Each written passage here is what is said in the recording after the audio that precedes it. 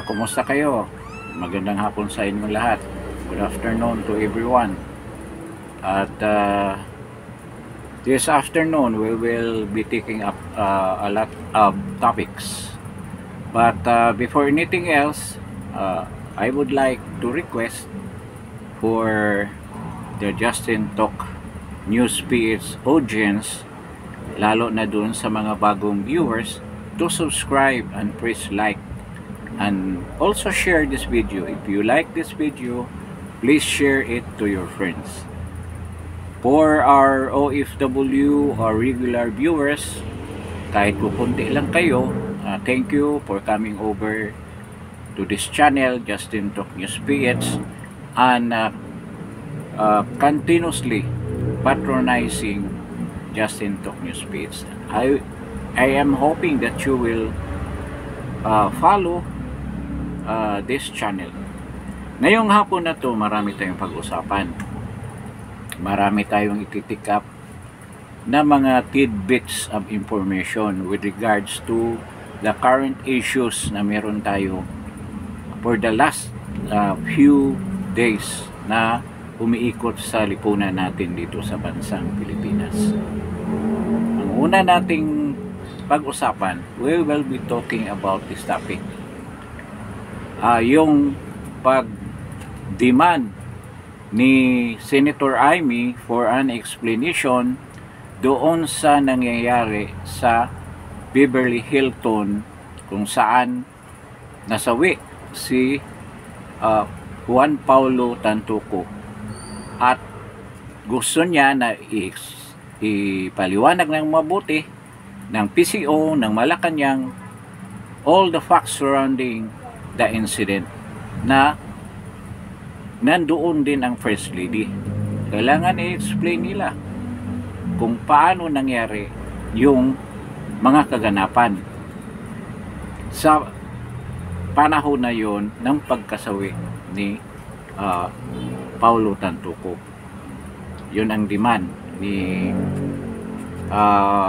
Senator Amy, and we will be expounding that topic. We will explore more on that topic. Ano bang gustong mangyari ni Senator Amy? Tinatanong ko rin diyan sa thumbnail ko, hindi kaya very ideal for Senator Amy na hikayatin, or he tried to convince his brother and his sister-in-law to go into her follicle test para as a final solution, for a final solution of the trouble that they are suffering right now, para mawala na yung problema na yan that affects the whole family. So titikap din natin yan.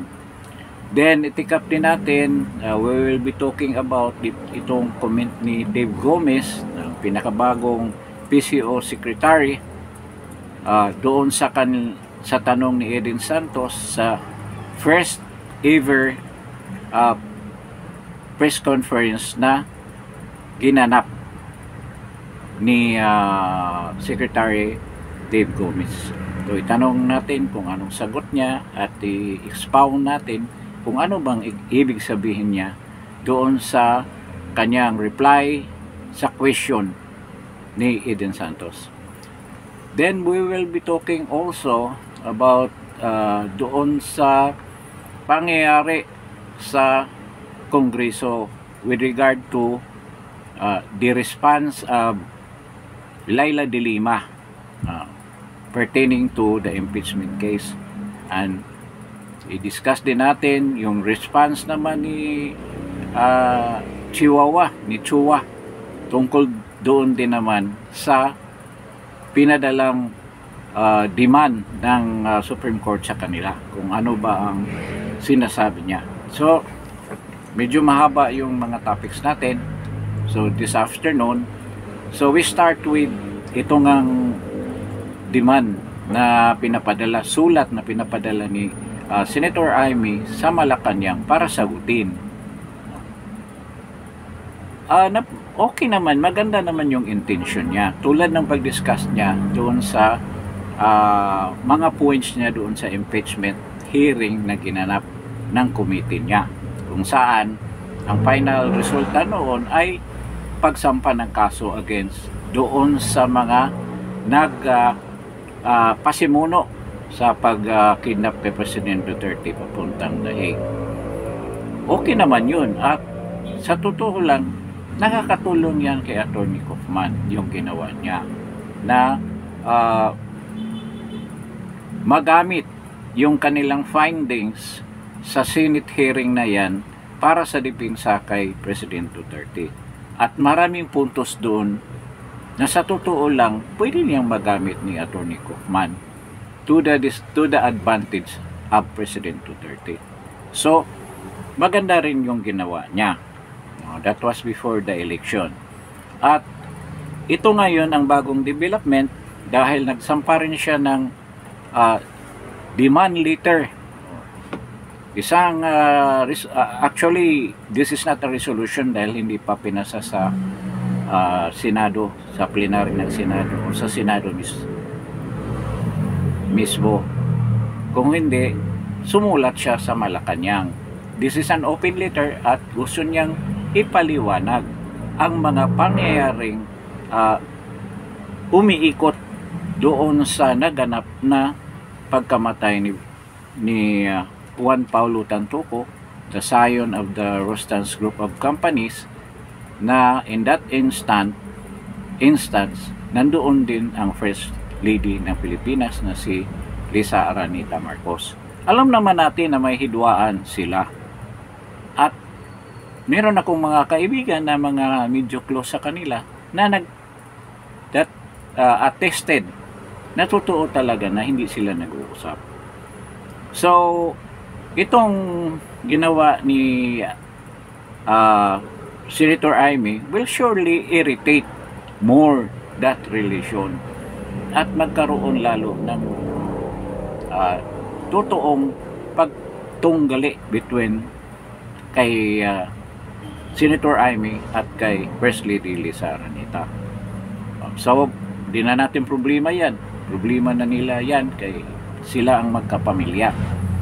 Ngayon, itong demand ni ni Senator Amy, ang tanong, sasagutin kaya yan ng Malacanang?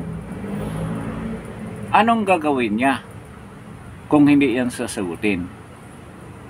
Will she file a resolution to conduct a thorough investigation of this incident doon sa Beverly Hills, California? We will see. Tingnan natin kung saan papunta yan. Siguro, if she is not satisfied with the answer of Malacanang, of PCO, probably they will lead the group that will answer that later. There is a big possibility na hindi na yan talakayin sa Senado, sa Senate floor. But para sa akin, it is very important not in an open sitting like a Senate hearing, dapat doon yan i-discuss na mabuti. Because you can ask questions doon sa mga resource persons. Isang tanong, kaya ba niyong ipatawag si First Lady Lisa Araneta? Meron ba siyang immunity on this kind of investigation? Ang immunity ng kanyang husband, Bangag BBM, is extended to her. That will exclude her from any investigation dyan sa Senate. Yun ang tanong na hindi natin alam. So, kung kaya ni Senator Amy ipatawag si FL Lisa at papayag naman si Lisa, ayan ang hantayin natin. Titingnan natin in the future kung mangyayari ba yan. But para sa akin, sabihin ko na right now, hindi yan mangyayari. It will never happen. At itong sulat na to, definitely palipas-tinga lang yan. Hindi na yan, they will not lift a finger to answer that. Yan ang totoo dyan. Ngayon, anong gagawin ni Senator Amy? Will he call a Senate investigation para dito? Or meron bang ibang senator who will file a resolution for the investigation of this incident? Sabi ng iba, bakit pakialaman pa ng Senado yan? Ano sa tingin ninyo? Bakit hindi pakialaman? Nakita natin kung anong epekto niyan sa national prestige ng bansa natin. Nakita natin kung gaano ka apektado ang mga Pilipino na nasa ibang bansa with regards to that matter.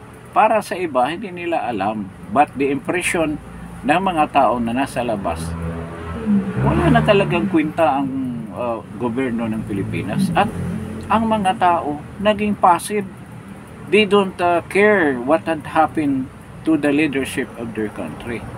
Na alam ng mga foreigner ngayon sa mga balita na lumalabas na ganyan ka tindi ang pagkalulong sa pulburon ng namumuno. Kasi hindi naman natin, we cannot deny that na si Lisa Araneta, kung mapatunayan na talaga siya involved dyan sa kaso na yan, it will greatly affect the president being the first lady. Kaya ang buong bansa natin ay napapahiya sa ganyang situation. Tarnish na ang image ng Philippines with other nations, at this image na masama will trickle down to the ordinary persons, the ordinary OFWs that are earning their living in a foreign country, not only sa Middle East but sa mga European countries. Magkaroon ng maling impression ang mga foreigners sa Pilipinas. So anong klaseng bansa ito na pinamumunuan ng isang drug dependent, including his wife? Kung totoo yung mga allegations, there will come a time na mapaprubahan yung mga allegations na yan. So tayong lahat ay maapektuhan. Ang image natin, ang national pride natin being Filipinos, na we were so careful na hindi mabahiran ng mga ganyang mga balita. So ngayon, wala na. Iba na ang impression ng mga ibang nationality sa atin. So, napakalaking bagay niyan. Ngayon, ang pangalawang tanong, ito shall we say, parang imposibleng itanong para sa akin. Kasi ito, I'm supposing na hindi gagawin ni Senator Amy. Ano ba ito? Would he request or initiate a move to convince President BBM Bangag and his wife to go to have a hair follicle test? Kaya ba niyang sabihin yan na magpa-hair follicle na lang kayo to solve this impasse ang kaguluhan na nangyari sa ating bansa ngayon? At the best solution na buong pamilya ay magpa-hair follicle test, dahil marami nang mga bali-balita which are not yet that solidly founded kung totoo ba o hindi, na buong pamilya ay mga drug dependent. So I don't know kung paano yan sasabihin ni Senator Amy sa kanyang kapatid na hindi talaga nangyayari. Ever since, alam na niya di ba ang balita, batang-bata pa si Bangag, yan na ang ginagawa. Kaya hindi niya masabi na hindi niya alam. Sabi pa nga niya, pinagbili ng kanyang ama na talagang alagaan niya ang kapatid niya at proteksyonan. At one way of protecting your brother is to say what is true. Sabihin ko ano talagang totoo at dapat siya dalhin sa rehabilitation para completely na siya ay gagaling. Huwag yung ilang araw lang tapos uwi na kaagad sa Pilipinas. Kung sa Germany siya magparehab, gawin ang tama, gawin ang karapat-dapat. Pero ano mangyari sa bansa? Sino ba ang dapat will take care of the country while he is away? Sa konstitusyon natin, walang iba kung hindi yung Vice Presidente. Yung ang sabi ng iba, parang nanaginip lang tayo. Yeah. Minsan, ganyan talaga. Lagi naman tayo nanaginip. Pero, kung susundin natin ang proseso, dapat ang Vice Presidente talaga ang pangsamantalang hawak ng pinakamataas na posisyon sa ating bansa at gampanan ang pagiging presidente. All the functions, duties, and responsibilities should be endorsed and should be performed by the transitory president na si VP Inday Sara. Napakaganda ng picture na pinipaint natin, but it will not happen. Hindi mangyayari yan. Isa rin siguro yan sa mga bagay na nag-prevent kay Senator Amy na huwag sabihin sa kanyang kapatid at sa kanyang manugang dahil hindi talaga yan mangyayari. It will never happen. Sayang lang kanyang effort at lalo pa silang magkagalit. Magkaroon ng friction between them. Kung naalala natin, ang tinanong nga there was a time na tinanong si Bangag with regard to the hair follicle test kasi lumabas nga yung video na pinalabas nila Maharlika. Hindi siya sumagot, tumawa lang. So anong ibig sabihin doon? Dalawa lang na wala iyan, pwedeng sabihin na hindi totoo or wala akong pakialam. Wala akong pakialam because those things are just ordinary things that happen to the lives of people like Bangag in their daily routine. Ganyan lang ginagawa nila. So what's the difference? O, diba? Anong problema? Anong problema nyo? Pakialaman kami. Normal lang sa amin yan na magsisinghot ng pulburon. No, yan ang ibig sabihin doon. At i-enjoy namin ang bawat segundo ng tama na nakakamit namin sa pagsinghot. O, yan naman ang mentality ng mga drug dependent. So, with regard to the question kung talagang is there a chance for Senator Amy to convince or to just request or initiate na move na magpa-hair follicle test ang buong pamilya kasama yung mga anak at kanyang asawa, ay napaka-imposibleng mangyari. Kasi sinabi pa nga ni Amy na he will protect her brother. Kaya yun ang ginagawa niya. Itong mga ginagawa niya na investigation, I don't know kung may papatunguhan yan. Yung una niyang investigation, I don't know kung ongoing ba yung investigation ng ombudsman. Kasi after July 27, kung mag-resign na si Martires, there's a big probability na si Boy yung maging ombudsman. So ano mangyayari? Baka mabaliktad ang mundo. Yung mga nagdedemanda, yun ang mademanda. Yun ang delikadong mangyari. So, dito nga, meron na kaagad akong konklusyon at maraming mag-agree sa akin. Tinatanong ko lang ito para malaman natin ang katotohanan na napaka-imposibleng sabihin ni Senator Amy yan doon sa kanyang kapatid. So ito sa susunod nating topic, itong sinabi ni Dave Gomez sa pinakauna niyang press conference.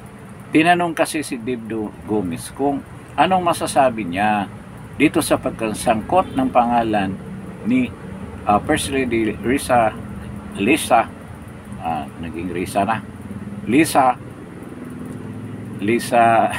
muntik ko na mabigkas, Lisa Aranita Marcos, doon sa insidente ng pagkasawi ni Paulo Tantuco sa Beverly Hilton. Ang sabi, ang nagtanong pala nito, yung napaka prominente, sikat na journalist na si journalist na si Eden Santos ng Net25. At ang napakalutong na sagot ni Dave Gomez, bagong ito, PCO Secretary. Undersecretary niya si Claire Castro. Alam mo niyo anong sagot? No comment. Bakit daw no comment? Because this is a private matter. Nakakashock. Maraming bago sumampa ito si Dave Gomez, ang daming mga preliminary praises na narinig natin na magaling daw ito, matagal na reporter ng Philippine Star, almost 10 years. Then he headed the PNE yata before. Then galing sa Philip Morris, naging PR man sa Philip Morris. Sabagay, kung ito lang ang mga qualities or mga assets niya, wala naman, there's nothing nakaka-believe dyan sa mga assets na yan. Kasi normal lang yan marami to become that, to hold that position as PCO secretary.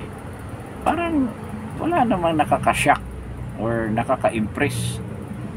Sabi nila, laging nila ni-emphasize, Philip Morris PR man. Ganyan ba kahirap mag-promote ng sigarilyo, Philip Morris? Ganyan ba kahirap? Parang hindi This is a multinational company and this has a worldwide advertising drives in all countries.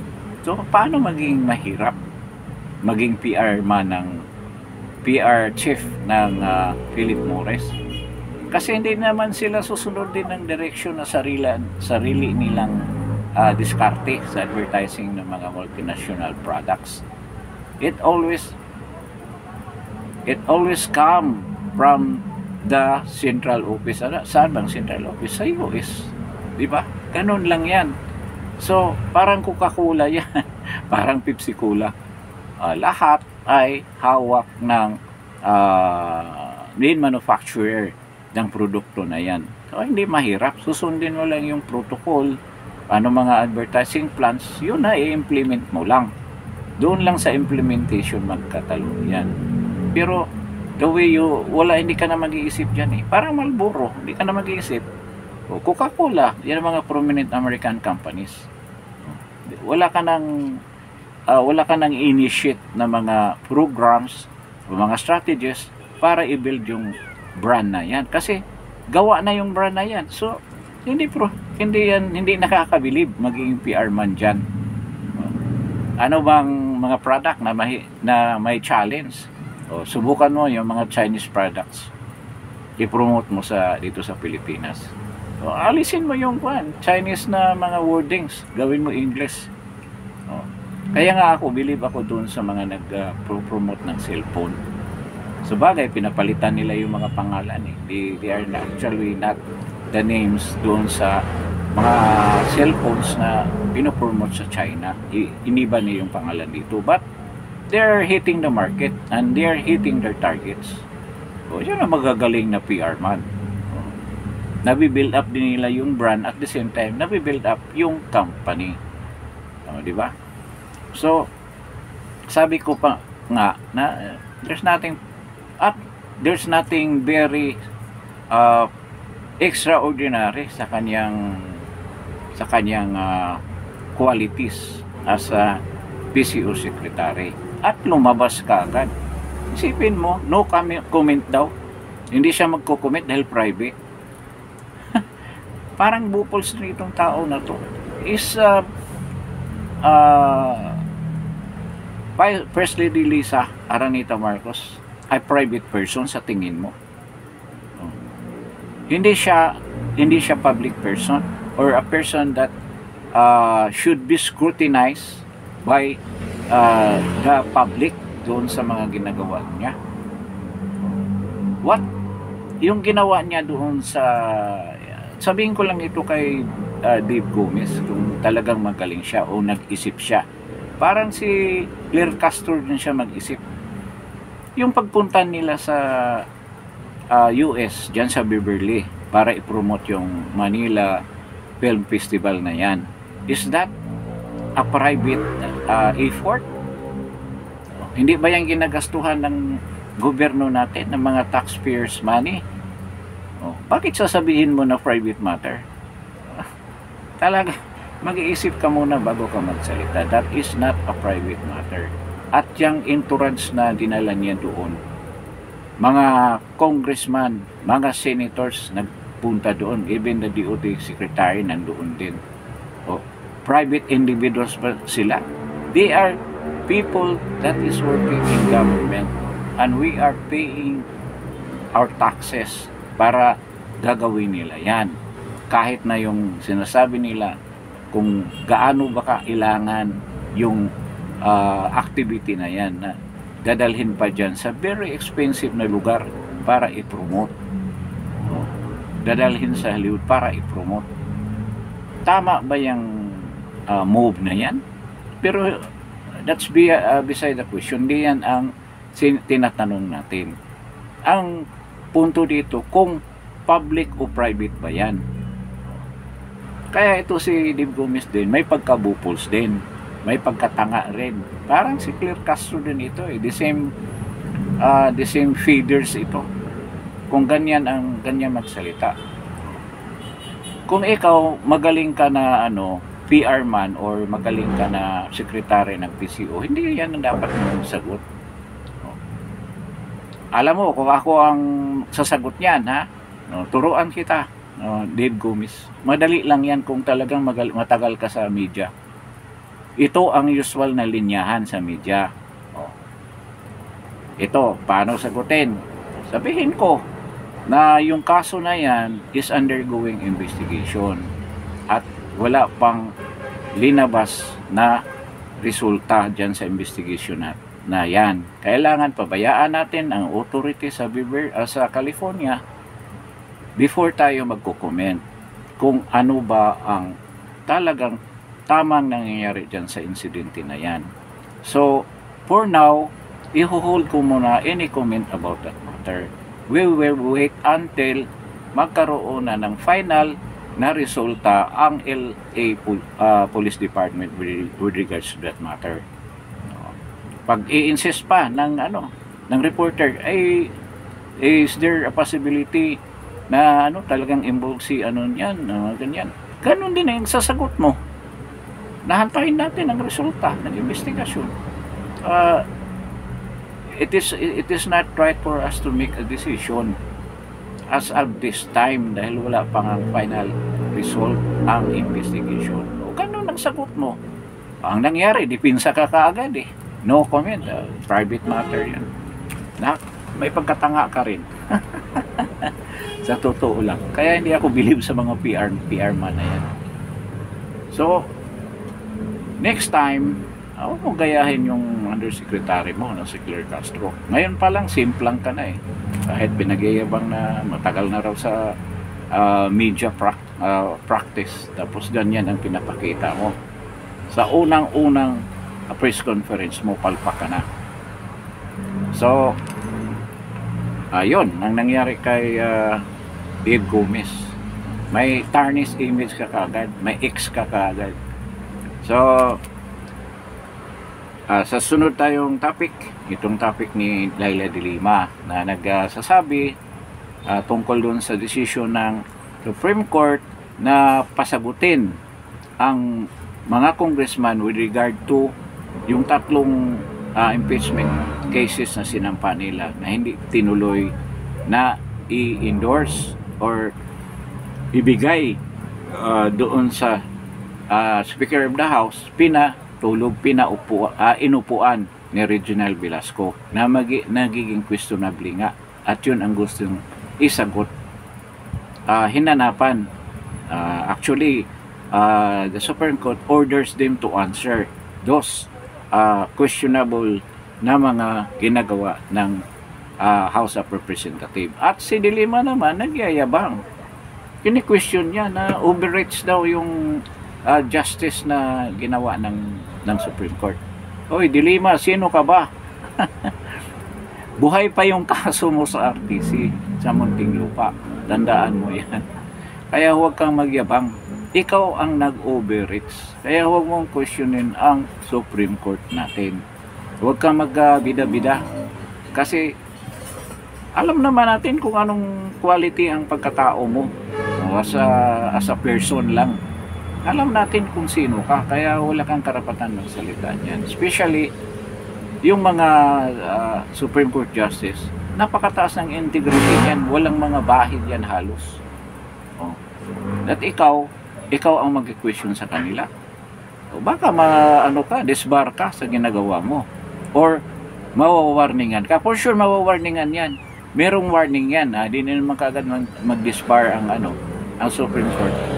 Ang isang itanong ng Supreme Court sa kanya, paano mo masasabi? Sigurado ako niyan, maglalabas ng memorandum or I don't know kung paano sabihin yan sa mga abogado, na to demand, to explain, bakit masabi mo na nag-overreach kami, ang Supreme Court, ang ibig ko sabihin.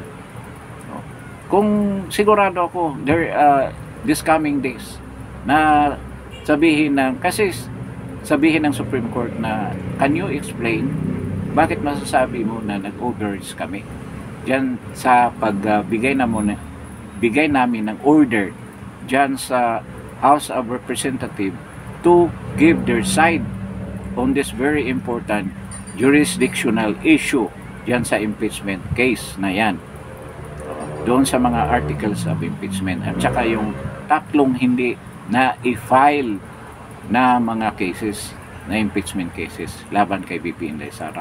Sigurado ako sasagutin ka ng Supreme Court dyan at maghahantay ka lang. Kung mali ang explanation yan, pwede kang masuspended muna. Then after that, madisbar ka pa, baka maibalik ka pa sa kulungan yan, sa RTC, sa ginagawa mo. Kaya masyadong mabida-bida ito si De Lima. So, dito naman sa sinabi ni Joel Chua, another topic tayo, na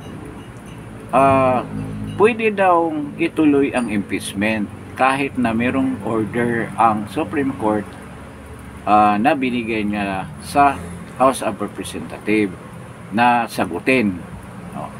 Instead na mag-focus ito si Joel Chua, si Chihuahua, sa sagot, instead na mag-focus, sumagot din ito pero doon sa isang press con, hindi ko nga pinakinggan kasi wala sa hulog yung mga sagot niya. Actually, he is not answering doon sa mga tinanong ng mga Supreme Court Justices. Hindi nila sinagot. Mamaya i-discuss natin bakit hindi nila sinagot. Ang i-discuss natin ngayon itong with regards to the TRO na sabi ni Joel Chua, magpatuloy daw dapat ang impeachment trial kahit na hindi pa nila sagutin yan ang mga order ng Supreme Court Justices. May pagkatanga ka rin, no? Ibig sabihin, ang Senado, suway nila yung hindi nila hintayin ang sagot ninyo doon sa demand doon sa order ng Supreme Court. Di ba yun ang question? That questions the jurisdiction at yun ang question ng defense. Kung may jurisdiction ba ang impeachment trial court yan sa kaso na yan, na hindi naman yan sumunod sa Constitution. Maraming linabag na provision with regards to the impeachment ang mga impeachment cases na yan. Yan lang sa 4 yung sinampa, 3 yung sinampa. Ba't ayaw niyong sagutin at gusto niyong ipatuloy? At huwag niyong isipin na mga tanga rin yung mga senador. Yan nga ang isa sa mga dahilan na i-dismiss yan. Dahil hindi niyo yung sinagot kung ayaw niyong sagutin yan. Pero dahil nagbigay sa inyo ng order ang Supreme Court at kailangan 10 araw sagutin niyo yan, pag hindi niyo sagutin yan, makontempt kayo. Makontempt talaga kayo dyan. Kaya magkaroon ng conflict ngayon, magkaroon ng crisis. Yung mga sangay ng pamahalaan natin, ang judicial at legislative. Kung hindi ninyo yan sagutin. At yan nga, there's a big possibility na makontempt kayo dyan. Diba? May mga abogado pa naman kayo dyan, baka madisbar kayo sa gagawin ninyo. Sabagay, legislative work yan, hindi naman nakataya dyan ang mga lisensya nyo as lawyers. Ngayon, ini-insist talaga na pwede talaga magtuloy. Kung malaman niya ni Senator Bato, alam na ni Senator Bato, patuloy yang i-dismiss. Meron ding isang incident, isang senaryo na mangyayari na hindi makarating dyan sa dismissal. Ganito, kung hindi yan sasagutin, talagang magmatigas ang Congress. Mamatay na lang yan sa sarili niya, yung impeachment case na yan. Kasi, hindi yan na-aksyonan ng Senado. Not unless sagutin yung order na yan. At ma-resolve yung mga question na gusto ng Supreme Court na sagutin ninyo. Kung hindi masatisfy, diyan na magbigay ng dismissal mismo ang Supreme Court. Certiorari, magbigay na ng desisyon na i-dismiss na yan. Supreme Court naman ganun yan. Or sabihin niya doon sa Senado na i-dismiss na lang. O paano bang paraan yan? Ganyan. So, kailangan talaga ninyong sagutin yung order ng Supreme Court. At ngayong 22 ang deadline yan. This coming July 22. So, makikita natin kung anong mangyari by that time. Kaya ito si Joel Chua, may may pagka-bupuls din. Abogado yan, hindi naman niya iniisip yan. Pipilit mo, ituloy mo yan. Yung mga sagot niya, wala daw problema kasi hindi naman daw inupuan, hindi daw nakasaad doon sa utos ng rules nila sa Constitution na isubmit kaagad. Nakalagay nga immediately. Sabi niya na hindi naman wala namang time kung kailan niya gustong i-submit. Isa pa, yung mga second impeachment case na sinampa ng Bayan Muna. Ano nangyari noon? Ano nangyari nila Culminare, si Franz Castro, si Brusa, si Manuel? Bakit hindi nila dinipinsahan yan? Ang ginawa nila, pumirma sila doon sa fourth impeachment case. Dahil ba yun sa lagay? Sigurado, yun ang dahilan. Kaya nga, totoo yung sinasabi ni Congressman Toby Chanco. Na yun ang dahilan na nagpirmahan sila. Yung merong problema sa perusal, kung talagang pinag-aralan nila yung mga ebidensya at yung mismong mga ebidensya at yung charges talaga diyan sa impeachment case, articles of impeachment na sinabit nila, imposible na mabasa nila 33 pages na ganyang kabilis. Kaya mahirapan talaga sila sumagot dyan. Hirap na hirap sila. Even sa press, nahirapan. Kasi bilas ko pang pakinggan mo yung mga explanation niya. Napaka-amateur na explanation. Sabi niya, hinintay daw niya yung congressman. Sabi ng mga congressman, huwag mo muna isampan yan. Magkaroon ng order of business. Kasi pag order of business, nasa plenaryo na yan. At dapat naman yan ang ginawa. Yung tatlong impeachment case, hindi talaga umabot ng plenaryo yun. Dahil hindi niya in-endorse sa Speaker of the House. Na ang Speaker of the House ang maglalagay, ang mag-sisit ng date. 10 working session days. Ito, kailangan within that time, ma-take up natin ito. Hindi, violation na yun eh. Kasi tatlo na kaagad. Ganyan katanga rin itong mga to eh. Parang sinunod nila sarili nila at ngayon ini-insist nila na tama sila. Di ba?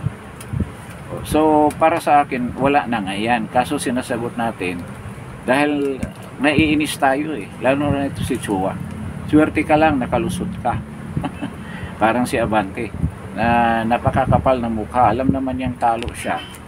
Ngayon, nagpabida-bida na naman ulit dyan sa House of Representatives dahil daw magbuhayin niya ulit yung Quadcom 2.0. At kitang-kita natin kung saan ang direksyon. Anti-drug at balik na naman sila kay Duterte at this time kay Sara yan ipupukol. Sigurado yan. Ganyan ang gagawin. Yung pagka-mayor ni Sara, doon sila mag-focus niyan.